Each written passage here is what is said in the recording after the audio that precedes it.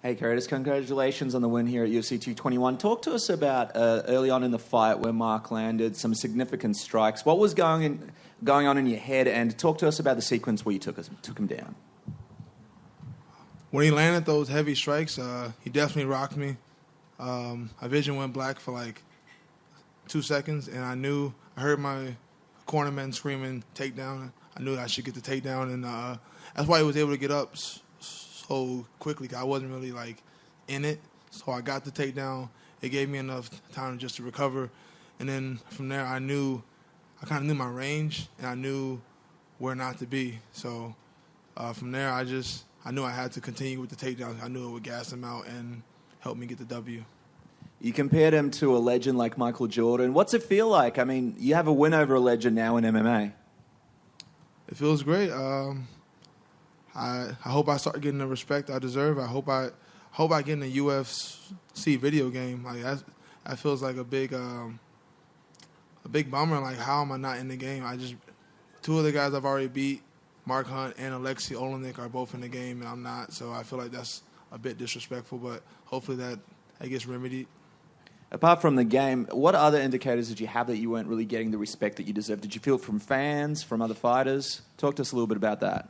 Oh, the fans. You guys got some good fans out here. They love their Mark Hunt. Yeah, I'm not even going to get into that. No. Of course, it's a big wing. Mark Hunt is a huge name. It's still early on, but now that you've got this big momentum going on behind you, what are you thinking next? I mean, the next opponent would be a big one. Anyone in the top 5, Kane, Alistair, Verdum. I'm not going to call anyone out. I haven't earned that right. I know I'm still young, but I do want to get on the Chicago card. That's the only thing I will ask for. I want to get on that Chicago card. I want to feel this. I want to have my fans screaming my name, booing my opponent. It's interesting that you mentioned Kane because we're still waiting on finding out who his opponent will be. A lot of people are excited to see him return. Are you putting your hand up to possibly be his opponent? That's not what I do. I'm just saying anyone ranked above me is worthy. I'm literally only 26 years old. I'm just ranked in the top 10. I will take whoever they give me.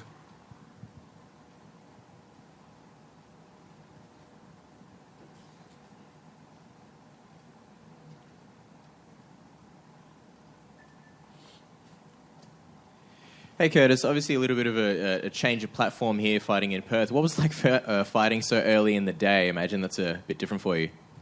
Yeah, that was different. Waking up, I usually wake up around like 11, and then I have a couple hours to chill, get my mind right. So that was a bit different, but we persevered.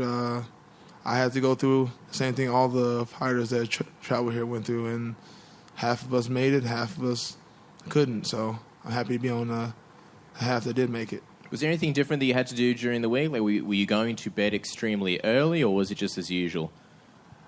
I couldn't help but go to bed.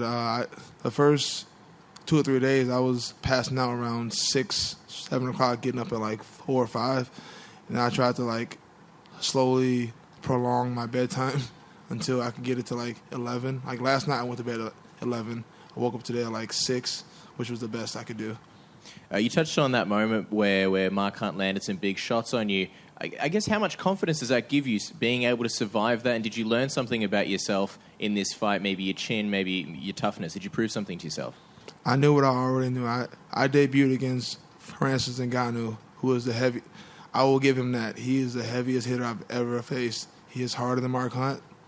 No disrespect to Mark Hunt. They both hit hard, but we're splitting hairs here, but Ngannou hits harder. And I already knew I had a chin. I've taken shots from everyone. I get hit. I don't have the best head movement. I'm a wrestler, so I get hit a lot. I know I have a chin. I know I have heart. I'm a wrestler. We all have heart. So I didn't really learn anything else new. I knew I belonged already. I'm just hoping everyone else learns something new about me. When you were naming some of those names in the top 5, one of the names that you didn't mention was Francis Ngannou. How important is it for you to get that rematch and sort of avenge that loss? A rematch will happen. I'm not going to force it. I don't have to beg for it. We're both one of the young... Well, he's like 5 years older than me, but we're both one of the younger heavyweights in the division right now, and I know the UFC is looking to have exciting matchups, and it has a storyline where both he's French, I'm American. It just creates itself. It's going to happen. Not Russian. You mentioned respect before. Do you feel like if you guys did rematch, obviously you were the betting favorite in the first fight. Do you think that you'd be, I guess, a lot more leaned in? I guess you'd be more of a favorite in this one, given how his last fight played out and given the excellent wrestling that you displayed in this fight. Maybe, but that's not for me to worry about. Betting, I don't bet, and favorite or not, doesn't matter. You have to go in there and do what you have to do. So I don't really think about none of that stuff. But if we do fight, I do believe I'm going to win the fight. A couple of things for me. Also, do you feel like you being a young guy in the division, in a division that's obviously filled with a lot of veterans, is sort of exactly what the heavyweight division needs right now? Yeah, I feel like every divisions go on like generational cycles. We've had the Frank Mir, Brock Lesnar, Alice, all those guys. They're all nearing the end. Some of them are already gone, like the Roy Nelsons and the Barnetts. But there's a couple of them still hanging around. But I think it's time for the next wave to get in there and make names for ourselves. Awesome. Congrats. How are you going to celebrate tonight? Any plans? I'm getting drunk. I don't know where.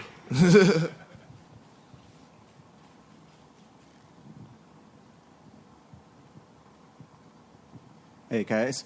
Your strategy seemed to be that you were happy to stand on your feet with Mark at the beginning, and then it's when you got tagged that you went back to the wrestling.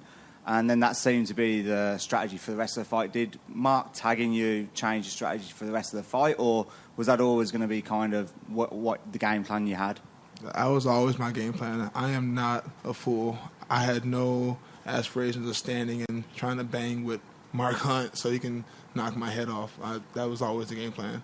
I am the better wrestler. Why not use it?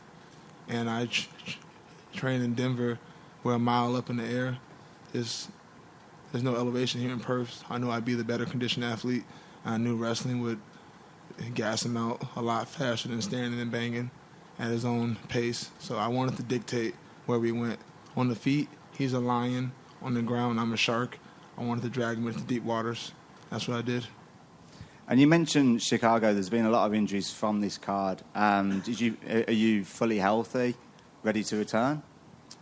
There's a slight tweak in my knee, but I'm hoping to get a couple weeks off, get some recovery on it, and get back to training. But, yeah, I want to get on that Chicago card.